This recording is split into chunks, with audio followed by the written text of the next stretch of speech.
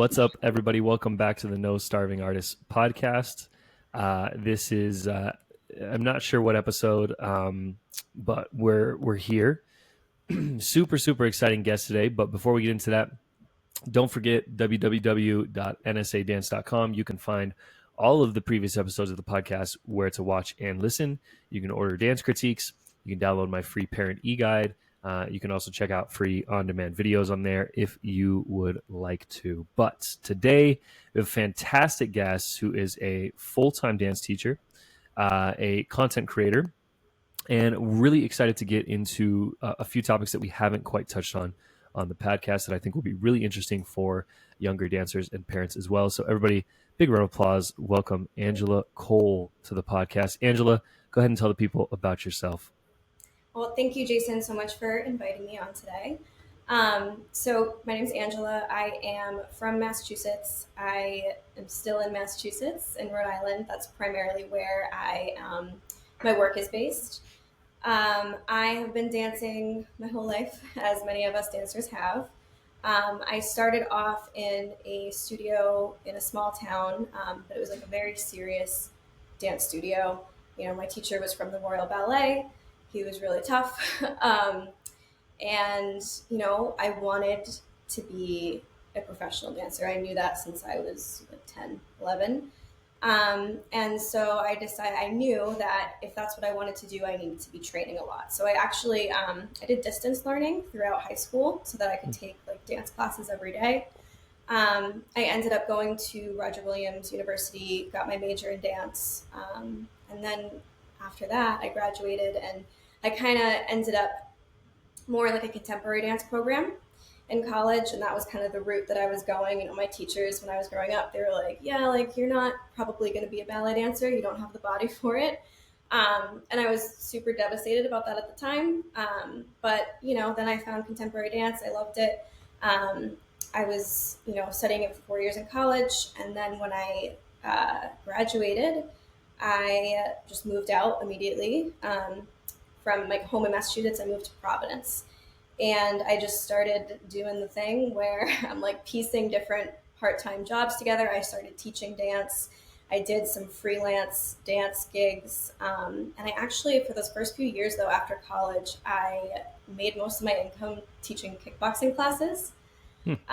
Yeah, so that's what I was doing. And then, you know, I came to this point where I kind of got tired of the constant like traveling to different jobs and piecing things together, and I wanted like more security. So I ended up getting a full-time like office job as an administrator for a dance studio, and I was there for a year, and then COVID hit and I got laid off. So I was actually unemployed for a year after that, and then I decided I was just going to go back to dance and start teaching dance full-time. So that was 2021, and I've been doing that ever since. Started teaching dance full-time, and then 2 years ago I started dancing professionally again. So that's where I'm at now. That's incredible. That's amazing. There's a few things that I want to come back to that you touched on. So I'll remember them, I hope. Yeah. Yeah, that's incredible. I wanted to start off, and I'm really curious. So I came across your page just kind of like naturally, as I'm sure, I mean, that's just social media now, I guess, just gives you what you're kind of into. So my algorithm tends to be a lot of dance stuff. And I just really liked the presentation of it. I liked the professionalism of it. I think that you were touching on a lot of really good topics, and the way that you were just packaging it was really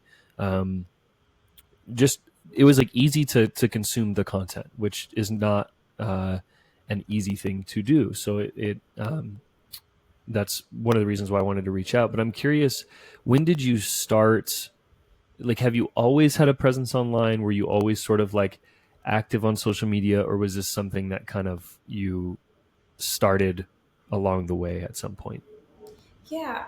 So I've always had social media, but I was never like a big content person Right. up until I started my full-time dance teacher account.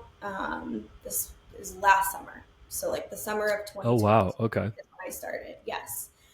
So I was like a year into teaching dance full time. And so like I was never a content person, but my girlfriend is, an online personal trainer. And Hmm. so she's been a content creator for a very, very long time. And she's like, I really think that you should do what I'm doing, but for dance, Yeah, um, like for teaching dance, because I feel like it's like a niche thing. Like she's in an industry where, online fitness is so saturated. Like there's so many different, for fitness sure. coaches and influencers and all that. And she was like, I feel like, dance is a little bit more niche and you might, have success in that. And I rolled my eyes and I was like, yeah, okay. No one's going to care about me.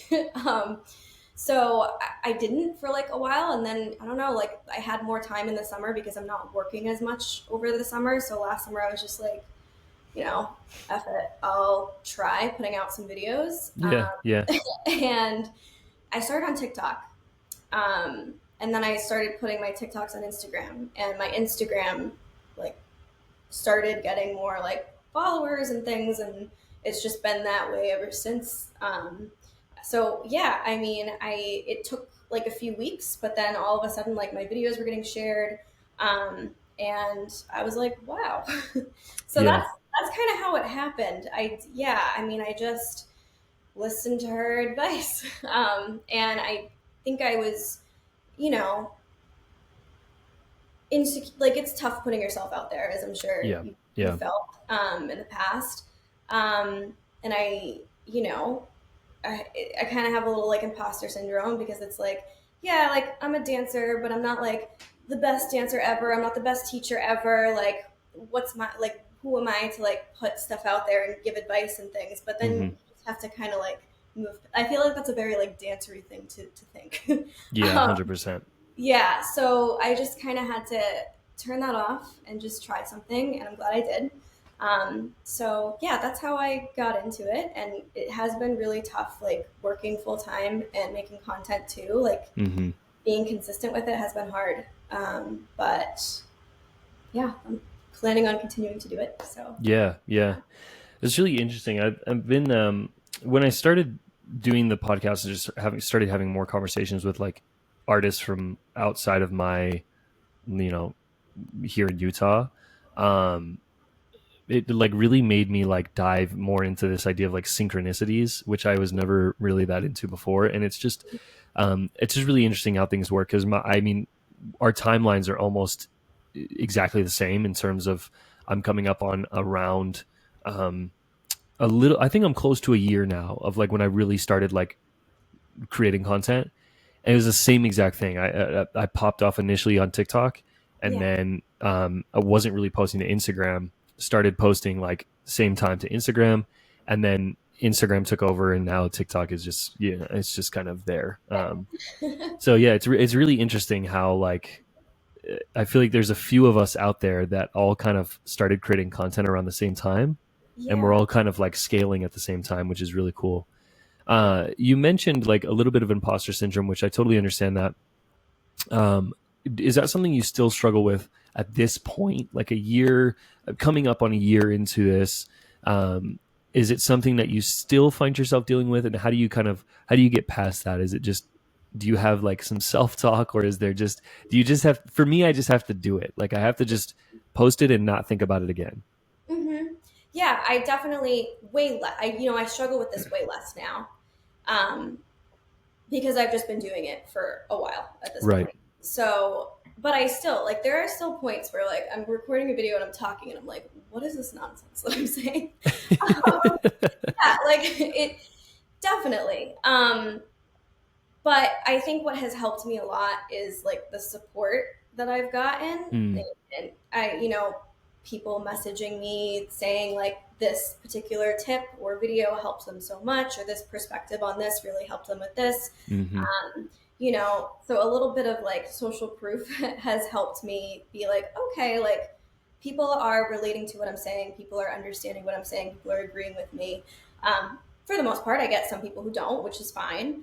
Um, but I think the response from my audience has been really positive overall, and I'm so grateful for that. And that has helped me be like, okay, like, and not to say that like we need other people's approval. Like I'm not trying to say that, but that support has really helped me. Yeah, yeah.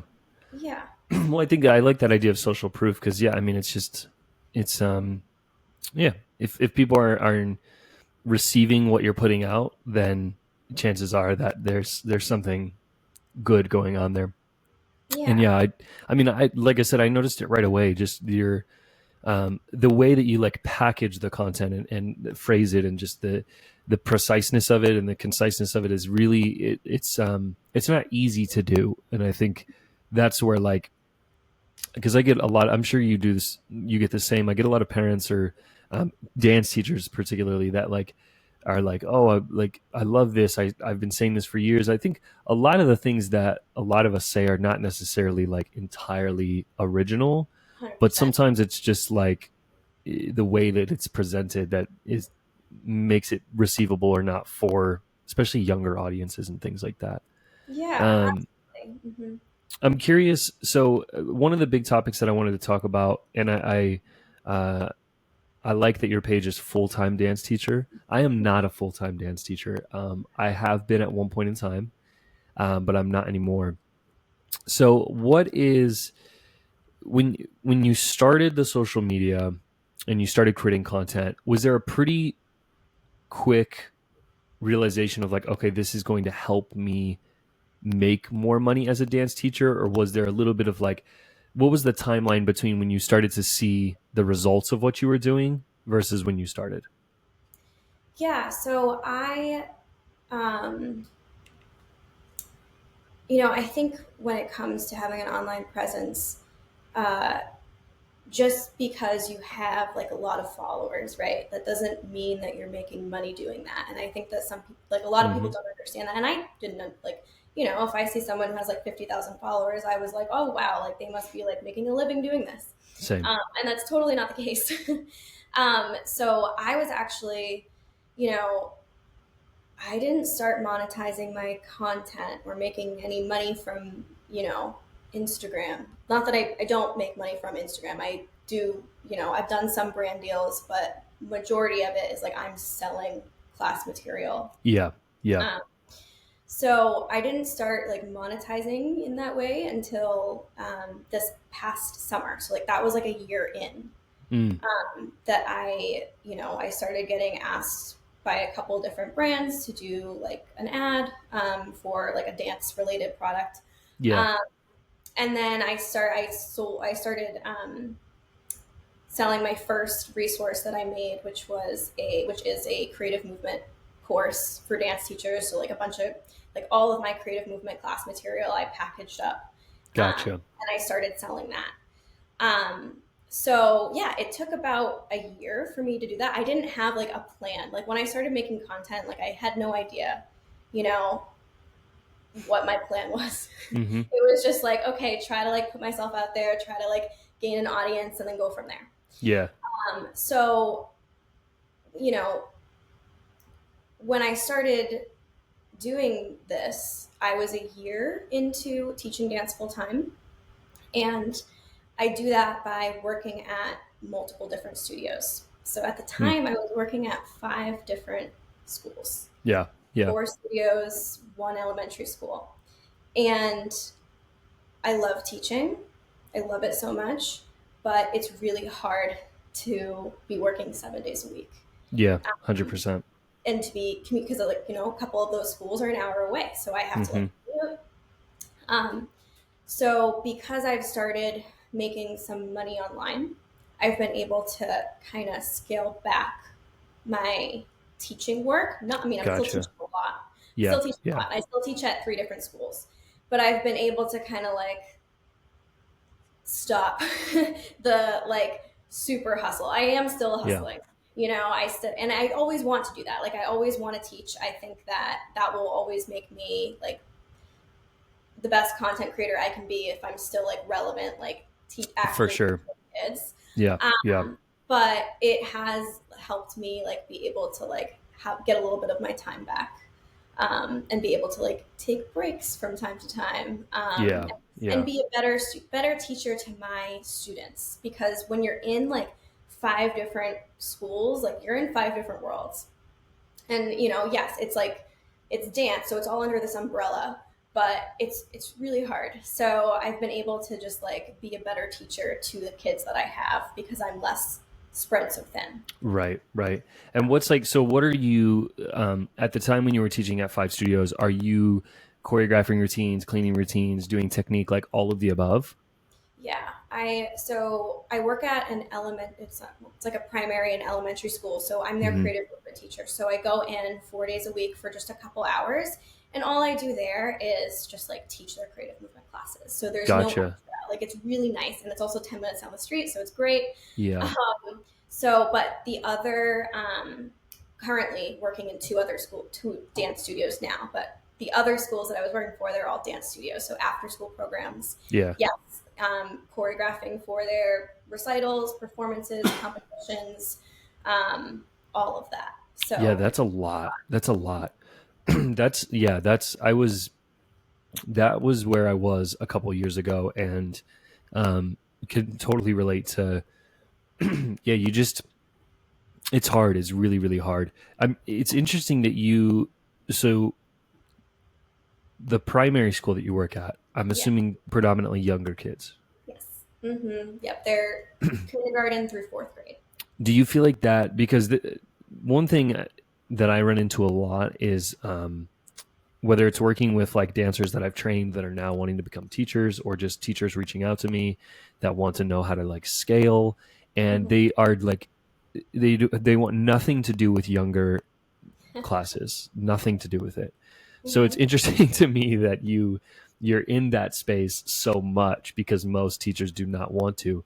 Do you feel like, I don't know, just what are your thoughts on that? Do you, obviously I would hope that you like it to some Yeah. degree, but do Hmm. you feel like it, I always felt like teaching younger classes helped me as a teacher, because I it's you have to actually teach them and Hmm. explain it and describe it. So I'm just curious, do you feel like it helps with your after school teaching? Does it help with, is it something that you feel like you'll grow out of one day, or is it something you'll probably always want to do?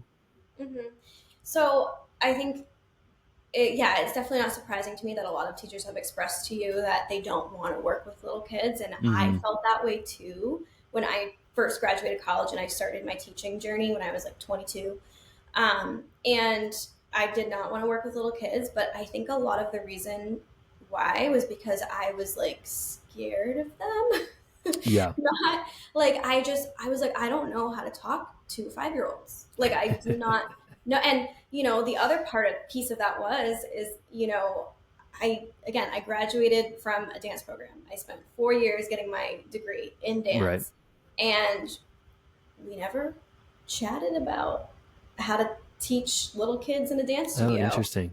when that is such a big piece of how, as dancers, if you're going to pursue dance past college, professionally or whatever, that's going to be where so much of your money is coming from, is from teaching, Yeah. Yeah. especially from little kids, because that's who, dance studios, like where they're making a lot of their money is from Right. their kid programs, because as students get older, they might find another thing that they do, they leave dance, etc. So Hmm.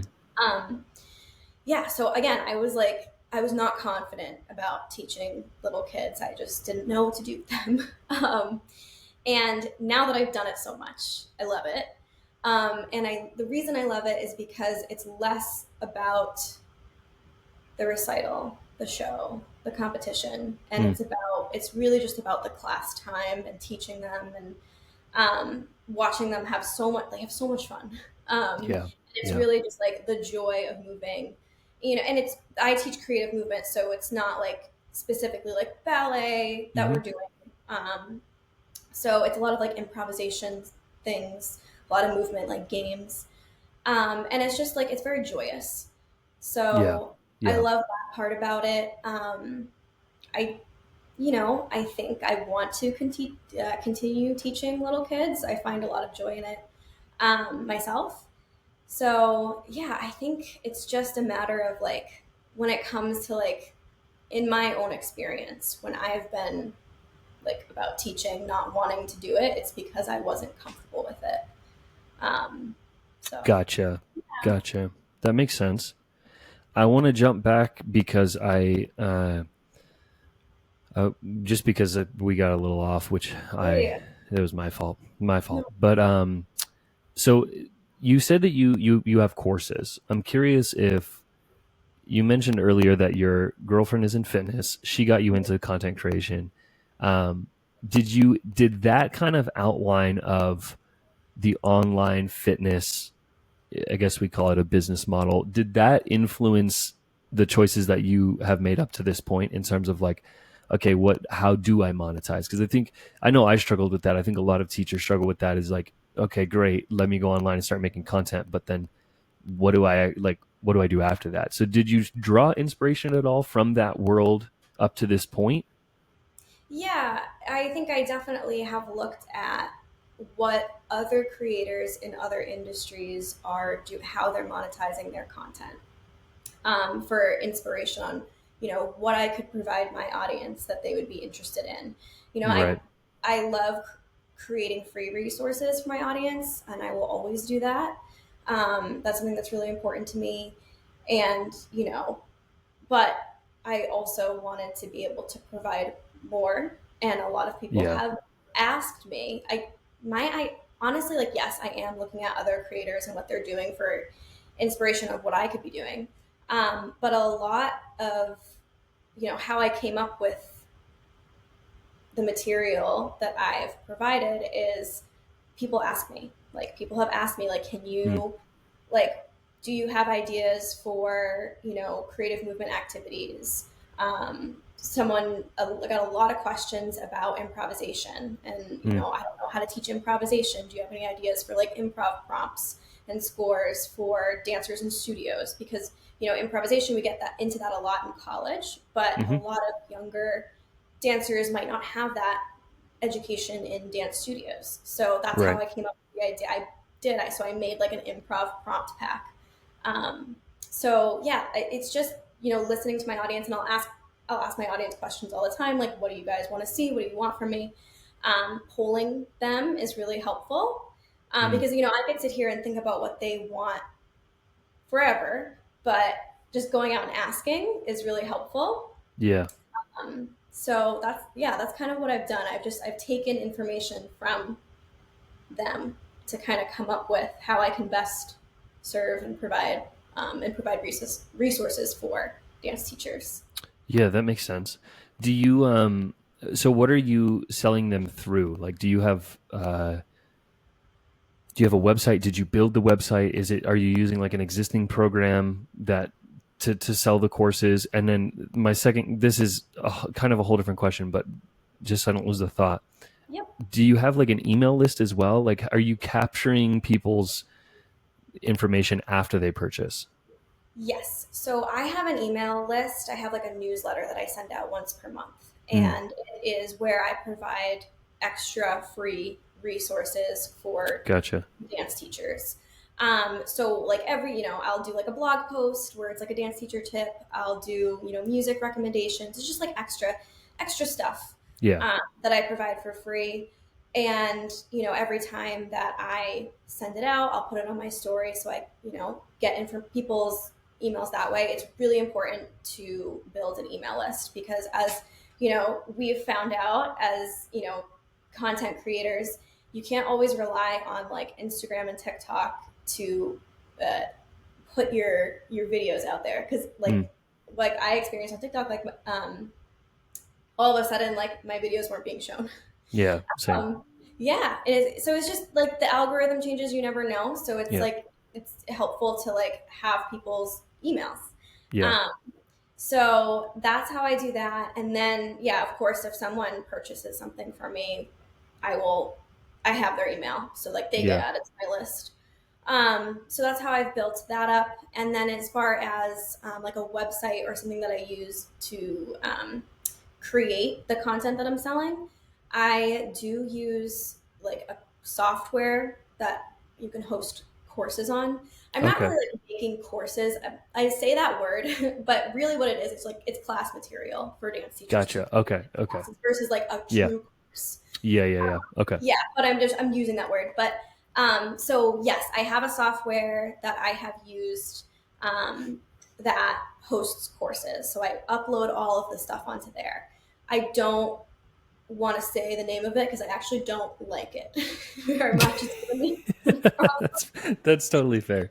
yeah, it's given me a lot of problems. So I'm switching over to a different course host. Gotcha. But Gotcha. yes, Okay. Okay. That makes sense. yeah. That's fair. That's fair. Yeah, I did I'm terrible at it now. I need to be better at it. This is giving me like motivation to be better at it because I have a list and I send out very sporadic um not very structured emails here and there. But when I was first like coming up as a teacher, um I did that same exact thing. Like I had an email list of like studios in my area and I would send them just random like tips and tricks and things like that. Um, that's amazing. I want to jump to just kind of the other part of your life because you dance professionally as well. Yep. So what does that look like, and what did you start doing that right out of college? Was that something you always like? Was your plan to always teach, or were you? I know you mentioned that you were kind of like going down this ballet route, and then that pivoted. So I'm just hmm curious, like, what was your goal coming out of college? Was it to teach? Was it to dance professionally, or did you have intentions to do both from the beginning? So I never wanted to teach. Interesting. I was like, I just want to dance. That's all I Yeah. want to do. I just want to be a dancer in a company and blah blah. Which is so funny because most professional dancers, like there's not you're not going to be usually, unless you're like a principal dancer or something, you're not going to be like raking in the dough from dancing For professionally. sure. For sure. You know, um, so I learned that pretty quickly after I graduated college. I was, I for various reasons I couldn't move home, so I had to right away get an apartment. So I Mm, had to, I had to pay rent. I was independent and I needed to be like making a steady income. So I was going to auditions and things, but most of my like work, I had to do I did some free dance projects for people. So I was like dancing in their company for free. And gotcha. it was like small, local Yeah. companies in Boston and Providence. Um, and I did like a gig with my former college professor. She hired me to like do a piece that we presented at a university. So it was like little stuff. Like I wasn't, getting like a company contract. So I had Right. to figure out how to support myself. So that's why I started teaching kickboxing classes, and that's when I started teaching dance. Um, Gotcha. Okay. yeah, and again, like I didn't want to teach, but it wasn't because I don't enjoy it, because like here I love it. It's just because I didn't feel confident in it. I felt like I Mm, didn't know what I was doing. I was going into these studios and teaching these kids who were 15 and 16 years old, and at 22, I wasn't that much. Yeah, I was older than them, but I still kind of felt like a teenager for myself. sure. For sure. So it's just I was insecure about it. I kind of shied away from it as much as possible. Um, yeah. So that's kind of sorry. I forget what your question was No, no, now. no. That answers it perfectly. Yeah, that answers it Yeah. perfectly. Because I hmm was just curious. Because yeah, it's yeah. I think a lot of people like they go the professional dance route, and then they once that's done, then they go back to teaching. And so I'm always curious when people are teaching younger and they're teaching like a lot of hours younger, Yep. what the draw was. Because I was the opposite. I just naive didn't know that people danced, I guess was my logic. I don't know what my logic was. I just thought people taught dance and that was the end of it. Sure. And Sure. so I was like didn't ever want to be a dancer. I wanted nothing to do with like Oh, that's so with interesting. actually being a dancer, and then it just kind of happened to go that route. But um no, that makes perfect sense. Uh I want to jump into this studio world still, so back into it, and I want to know, um, you know, what are you seeing right now in the studios that you're teaching at? What are some things that you um, feel like dancers are struggling with? And what are some things that you have been struggling with over the past, I guess we're 3 years now from COVID, but it's really like 2 years of like us being back in the classroom. Um, yeah, I'd love to kind of like hear your thoughts on those two things. What you're seeing kids wise, and also what you're feeling as a teacher coming off of COVID. Yeah, so I think that there are many things that come to my mind. But I think that one of the biggest ones that I'm seeing with young dancers, young students in studios, Mm-hmm. is like this disconnect of process versus product. So, what I mean by that is, these kids, these young dancers, all of them, regardless whether they want to be a professional dancer or not, because I would say the majority of my students don't, want to be professional dancers. Some of them do, um, but I think that they all want to do well. They all want to go on stage and perform really well. They want to perform well at recital. They want to Right. perform well in whatever performance it is. They want to do well at competition. Um, but they're not totally understanding that in order to do that, you have to, there's a lot of struggle and a lot of work and a lot of like hard things that you have to kind of go through Hmm. in order to get to that point. And part of that, I think, is because they're not totally understanding that in order to be good at something, you're not going to be perfect at it right away. I was having this experience. I recently had an experience. I was teaching this beginner contemporary class that I have, and we were working on inversions. So, like, putting weight into your hands and Mm-hmm. lifting your feet off the floor. And I was demonstrating it, and one of my students, like, she looked like upset, like really upset and like very concerned. And she said, "Angela, like, I don't understand. How can you do it that good?" And I was like, "Honey, sweetheart, I have been doing this move as long as you've been alive." Yeah. Like, Yeah. she just did not, like, she was truly confused, like, did not understand that, like, she needs to practice this. It's going to take time. Like, Yeah. it's not going to feel great. It's going to feel awkward. Like, we're going to be insecure about stuff. You're going to make progress. So you're going to take one step forward, then two steps back, Mm-hmm. especially as you're growing. And everything is not going to be, dance training Yeah. is at times, it's not always super fun. It should be fun. Dance should be fun. But, you know, if you're training in, a correct way, it's slow, it's repetitive, it can be monotonous. Mm-hmm. And you're going to struggle and feel awkward sometimes. And I just think that kids are not being, they're not understanding that. And it's not their fault. Like, I think that's just kind of the way, especially, like, I don't envy being a young dancer right now. Right. Right. I think so. There's a lot of different reasons for this. Social media is one of them. They're constantly seeing, dancers at their best Mm-hmm. online. Yeah. So they're not seeing like the work and the struggle and all of that behind it. Um, but yeah, and then I think they're just, this really confused me at first. Like, why are like my dancers thinking that they can just miss class? Or why are they thinking that they cannot dance?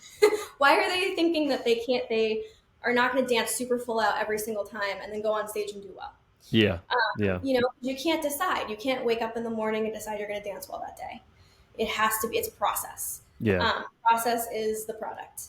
And I was confused about this at first, but then I thought and I reflected on it and I was like, the only reason, like, I learned that because my teachers told it to me every single day. I was Mm. being told how hard I need to work, the work ethic that is required of, you know, being a dancer and dancing well. It's hard. We're not born, we all have like certain talents and things, but like no one is born a dancer. We have Yeah. to study and train. And it's a process. And the more that you do it, the better you are at it. So yeah, that has made me realize that like my job as a teacher is to make them understand the work behind, like that they need to put in. Hmm. Um, yeah. So Yeah, that makes sense. That makes sense. Did you, so what took it, like, you come to this realization, you get frustrated first, mhm. which agreed.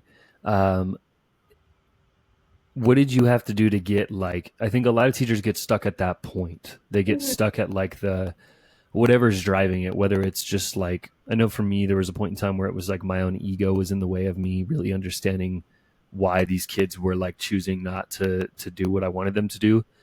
But what was your process to get over that? And then how are you approaching your teaching now that you kind of have this understanding of where they might be coming from? Yeah, so that's a really good question. And I definitely had to like learn this after a year of going through it.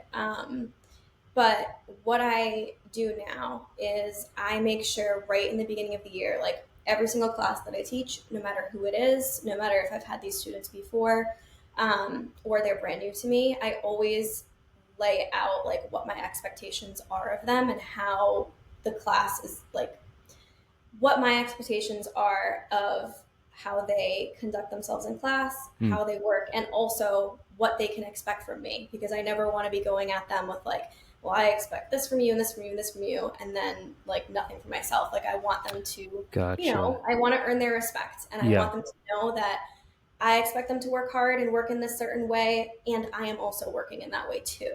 You Yeah. know, so that's something that I have done because like we just have to be a lot of these problems I think as dance teachers can be solved if we have like open communication with our students, Hmm. and are very Yeah. clear with them about what we expect, because it's not fair for us to get upset at a student for something if we're not communicating to them what we expect beforehand. Yeah. Yeah. um, yeah, so I've definitely that's what I do now, and I find that it's really when I have like younger students, it's easy to do this because you're Hmm. kind of like molding them and training them. And, you know, my students my younger beginner contemporary and beginner ballet students that I had back in September who I'd never worked with before, they were a little kind of very chatty in class, very a little kind of out there, but now I've like been able to get them to really focus. Right. They're having tons of fun. Like they really enjoy like the work that we're doing, which is great. But it's harder if a student is older and they've been used to working in a certain way. Um, but again, I just think my biggest piece of advice is just to right off the bat be very clear, communicate what you expect. And every teacher is different. Like my expectations for my students might be different than yours, Yeah. but I think that that's another thing that we have to think about. Like, what do we expect from our students?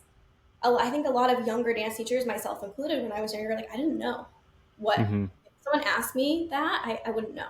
Yeah.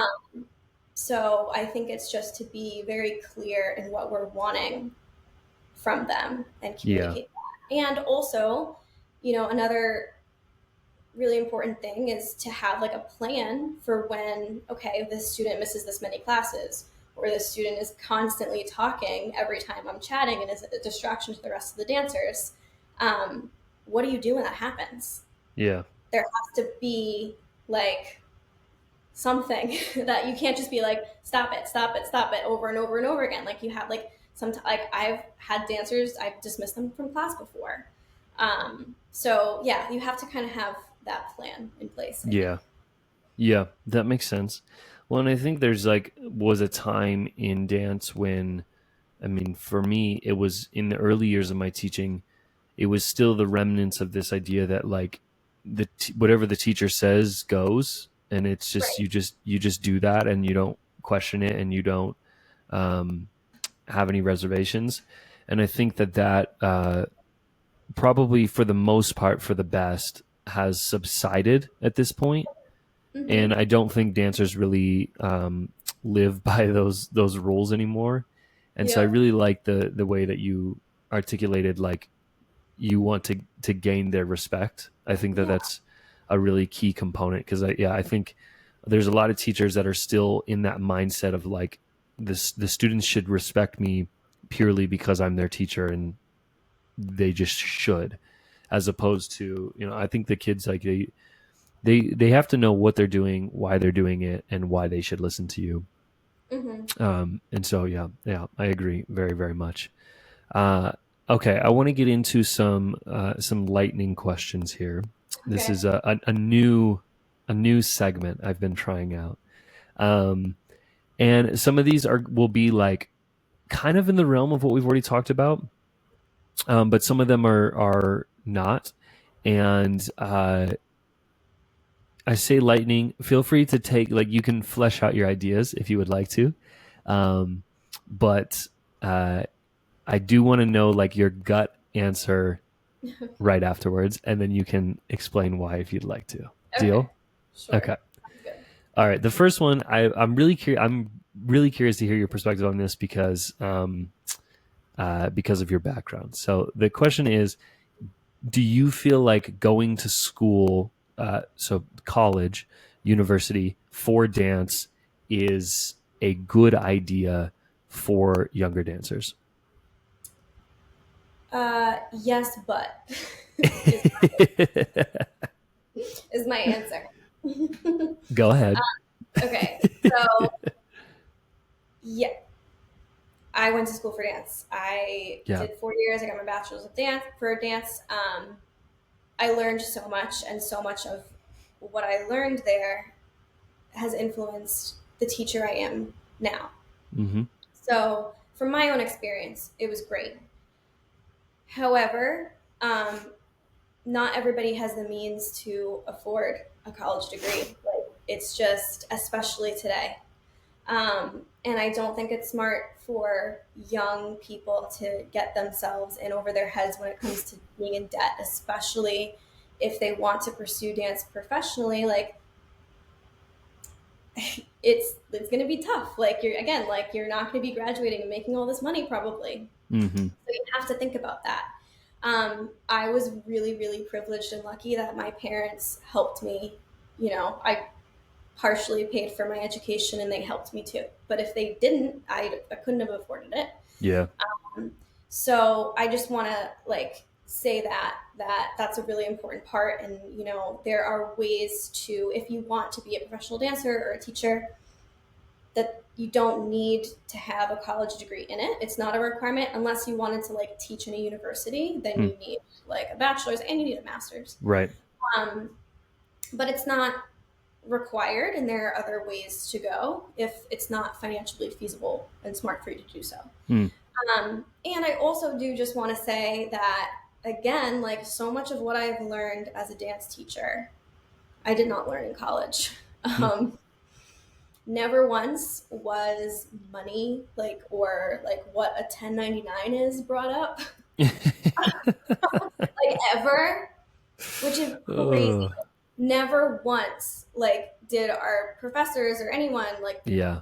sit down and talk to us about like when you go and you get a contract with the dance company, or you're gonna accept being in a project, what's should you any numbers of how much you should be getting paid, or what you need to Interesting. take into consideration, if you are going to do something for free, what yeah, there was just not it was just kind of here's all of this dance history and here's all of this training, and that's awesome and you need all of that. Yeah.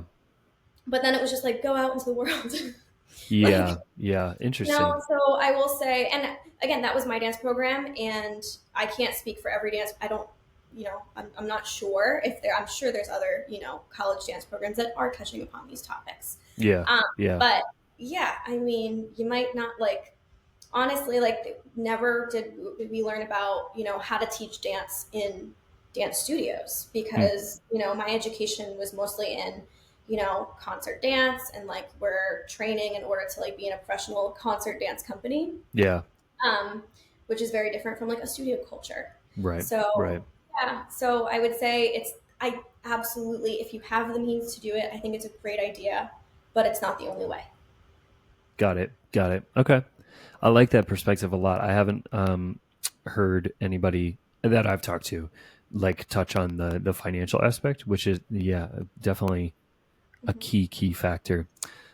Question number 2. Okay. What would be your top? You can think about this until you need to. What would be your top if you could give a new dance teacher 2 things? And these could be like in the classroom things. They could be, how to get more teaching jobs. Just 2 tips that you feel like would set somebody up for a lot of success as a dance teacher. What would they be? Um, so sorry, for like a new dance teacher Yeah, or yeah. okay, Somebody that's maybe they're graduating studio or they're graduating college and they're wanting to like get into teaching.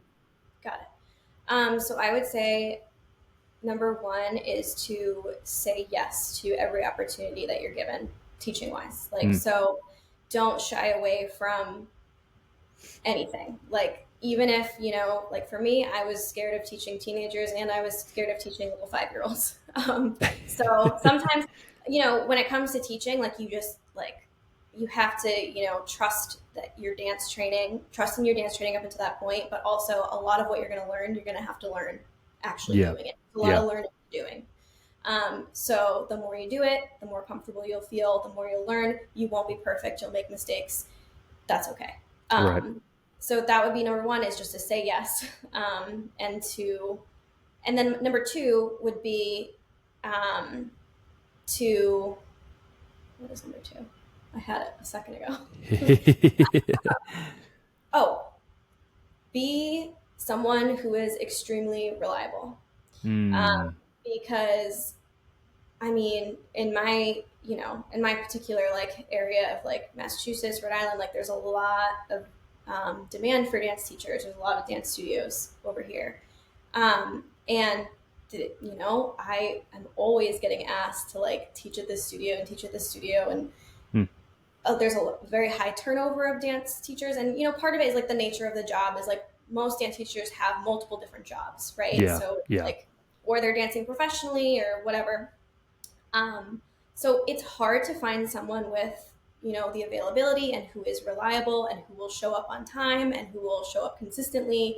And if you can be someone who is really reliable to a dance studio owner, yeah, um, and even if you don't have as much experience in it, you show that you're like open and willing to learn and willing to work hard and just honestly literally just like show up when you're supposed to show up. Like, that's a huge thing that will help you and set yeah. you apart from a lot of other younger dance teachers who have a lot going on and like maybe aren't as reliable. Yeah, so those would be my two. I love it. I love it. Okay, third one, final one. Um, I'm trying to think of how this can be. I don't think this one will be like a single answer question, so that's fine. Um, but I'm I have a lot of like studio owners that will reach out to me, or just that follow me, that follow the content, and I like to always like kind of like provide some info for those listeners that either own a studio or they might be interested in owning a studio one day. So from your perspective as a teacher in competitive dance studios, what's something that you've seen, whether it's one thing or a couple things, time and time again within studios that you feel like could be fixed or adjusted, or it's just something that maybe is not quite working well, but that a lot of studios do? I would say what I've found a lot of studios who compete pretty regularly, um, is that these dancers are like doing too much, or Mm, too much is like they're going to too many competitions. Like, there's too many dance numbers that they're in, and there's not enough mm, rehearsal time. Um, yeah, I mean, I think that again, like the process is so important, and having enough adequate time to train and practice and rehearse yeah, is so important. But unfortunately, not all the focus, but for a lot of studios, I found like the focus is in the competition and in the show, right, which right. are great, which is awesome. Like, those things are fun and they're It's an really good aspect. experience. Yeah. Yeah, they're really good experience for young dancers. I just think we're asking, like, there's just too much. Like, and again, this is not every studio that I've ever Yeah. at, Yeah. but I think that burnout is something that happens really frequently for a lot of dancers who are, they're training 6 days a week. They want to be doing that, but they are children at the end of the day.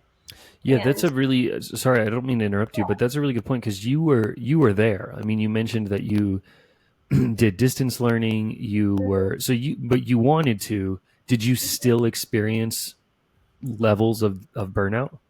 so honestly, not as much back then when I was Hmm. like, yeah, because I was dancing 6 days a week. I Yeah, had Sundays off. So like Sundays were always a day off, but 6 days a week I was training. I was taking like sometimes 3 classes a day. Um, but my studio did not take us to a lot of competitions. We did two. interesting, We did two a interesting. year, and they were very much like, these are for your, you know, my dance school was not perfect. There Yeah, was a yeah, lot of yeah. stuff going on too, But but do you think that that was a key component? yeah. Oh, absolutely. Do you Yeah. think do you think from like a like a physical standpoint or from a mental standpoint is what? Because I don't know that I've ever really thought about that before, but I think you know, competition can be really like mentally tolling on dancers. Yes. 100%. I think it was a mental, I mean, I think physical too, right? Because it Yeah, takes a lot. It yeah, takes a lot, like, go to a competition because it's not just the dancing, it's the traveling and like yep, the warming up yeah. and the taking the classes if it's a convention and all that stuff. So Right, yeah, it right. is physically tolling, but it's mentally really tolling as well. And yeah, I mean, I think that only for me as a student, only doing like two competitions per year and then having like a winter show and like a spring show that we did, like that was very manageable for me as a child Yeah. that was having experience with performance. Performing is so, like, it's so draining mentally, I Oh, think. yeah, 100%. And I do think that it's a very good experience. Like again, it's good experience for these kids to like Hmm. have to wake up at 5 in the morning and be on stage at 7 a.m. sometimes, but every weekend, like no. Yeah, yeah, um, so yeah, I think that was the focus of the school that I grew up in was our training and yeah, like yeah, class time and rehearsal time, and that in the show, the shows and the competition, those were like the special things that we did that we were working toward. But I felt like I had the time to work towards those things, to be in the studio. When I got on stage, I wasn't like, oh my gosh, I only had like 3 rehearsals for this and blah blah blah. But so like that was definitely helpful for me. yeah, yeah, yeah. That makes sense. That makes a lot of sense. I have one more thing that I want to like just get your perspective on before we we kind of wind down. Mm-hmm. Um, and I'm particularly curious because you're in a contemporary space. Mm-hmm. Where are you at with acro as it stands at the current moment? Is it something I haven't been? I haven't been to the East Coast a lot, so I'm familiar with like there's big differences in terms of like just the overall dancing on the East versus the West. Sure. I know like where I'm at, it's like it's a thing. It's a really a thing, and I people always think I'm being derogatory when I say this, but like just tricks in general are a big thing. And when I say tricks, like I'm even, I'm including like jumps and, some of these really intense turn combinations.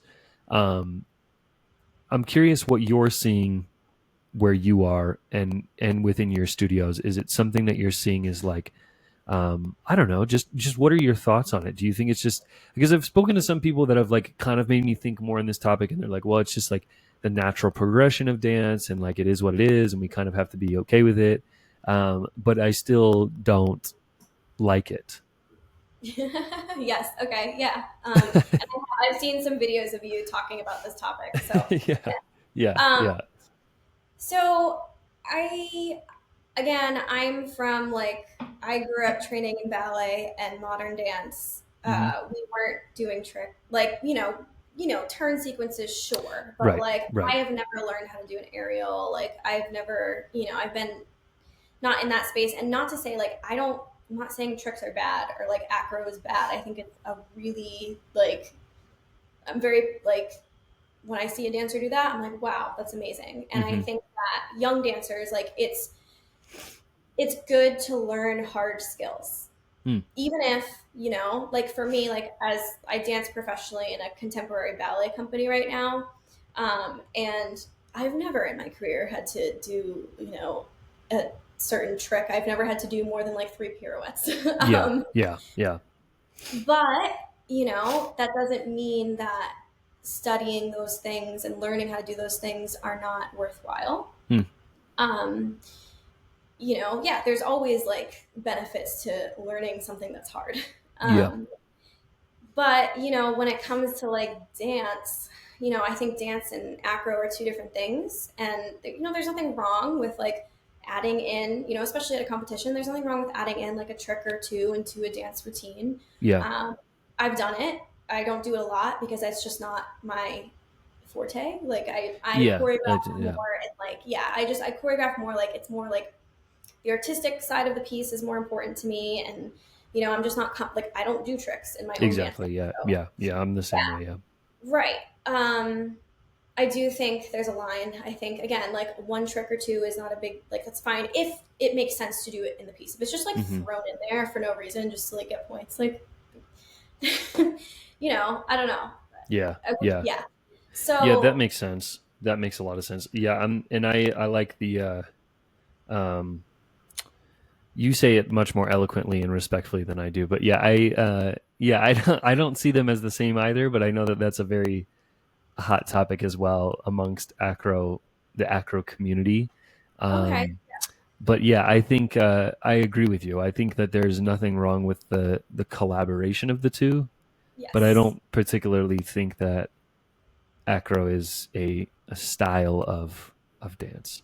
Yeah. I mean I feel the same way.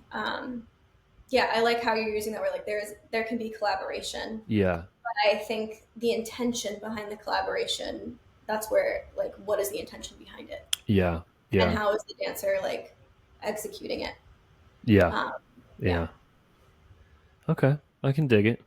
I can dig it. I'm always curious. I'm like I'm waiting. Maybe I just am like particularly picking people intentionally without even realizing it. But I need to like have somebody really like that's gung ho about acro on, so we can like battle it out about Totally. the ins I and would love, outs. But yeah, I would appreciate that perspective too, because again, that's not a world that I'm, or a community that I'm in. yeah, So yeah, totally want to yeah, hear from people. yeah, Yeah. uh, Mhm. yeah. That's fair. Okay. The other thing that I like to do is uh, all awful names, not original at all, but I like to do like a little golden nugget segment at the end.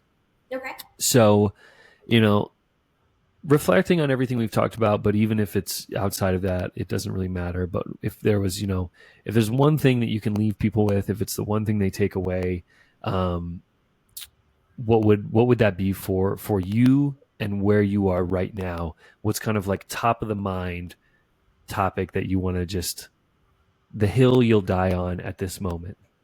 Oh boy. A lot of pressure there. The hill I'll die on.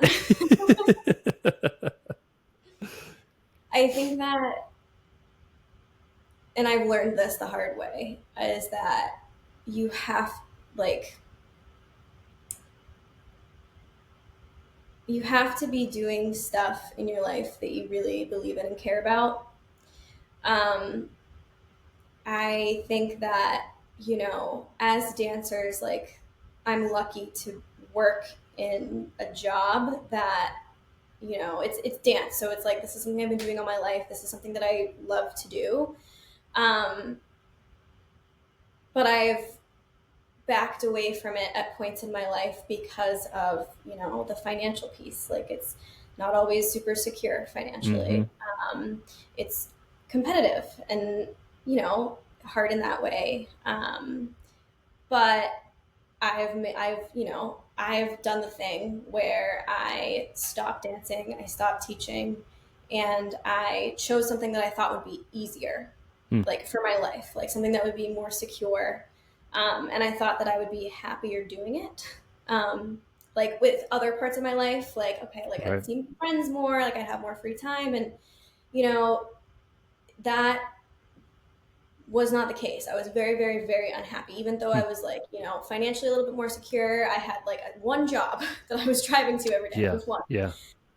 and doing one thing. And, it was kind of like sucked my soul a little bit. Mm. And I'm not saying it was a bad job. It's just like, it wasn't for me. Yeah. Um, so I think that if you can find something that you believe in and you care about and you like to do, not that you have to like to do it all the time, because I want to say that too. Like, I am not enjoying every single moment that I have. Like, Yeah. whether I'm dancing on stage or whether I'm in the studio teaching kids, like, there are really, like, sometimes it's not super fun. Yeah. Yeah. But if you can find something that you really like want to do, love to do, um, even if it feels like it's not possible to do, especially in today's world and today's economy, like, just Yeah. please just keep stick. Even if it's like, you're not doing it like professionally, like, you still have it in your life to do. Right. Um, Right. yeah, I guess that would be what comes to my mind immediately, just from my own experience with Yeah. that. Yeah. That's amazing. Amazing. Thank you so much. Truly, I really, really appreciate your time. So many really good like perspectives, and even on some of the topics that I've touched on with people before. I think I really appreciated your input in your view of them, and I think that that's really important just in general, that we as dancers and artists are kind of like consuming all different sides of a situation and then forming our own opinion from there. So yeah, thank you so much for just giving the time and the space and the energy to answer all of my questions. And yeah, where can people find you?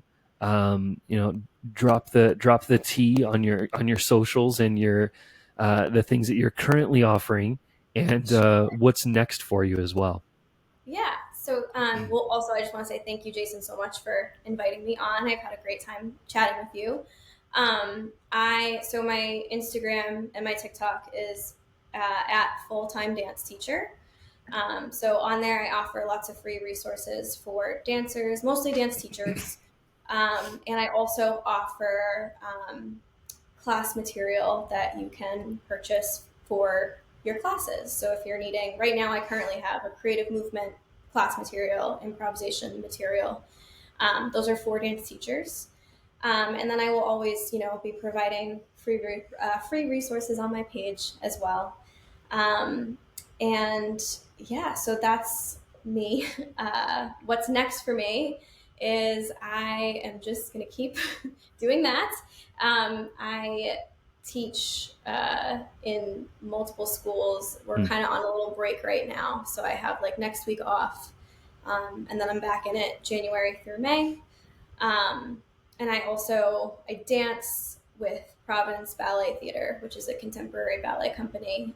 We just had our Christmas show, so we're on a little break as well. But then I'll start back up with them in January. So that's me doing a lot of amazing, different things. But again, amazing. thank you so much for having me on, and I'll look forward to listening to the many other guests that you have on in the future. Thank So you. Thank you so much. And if you're listening or watching, all of Angela's links will be in the description. So be sure to check out her page and follow and check out her courses as well. But thank you again, Angela. I really appreciate it.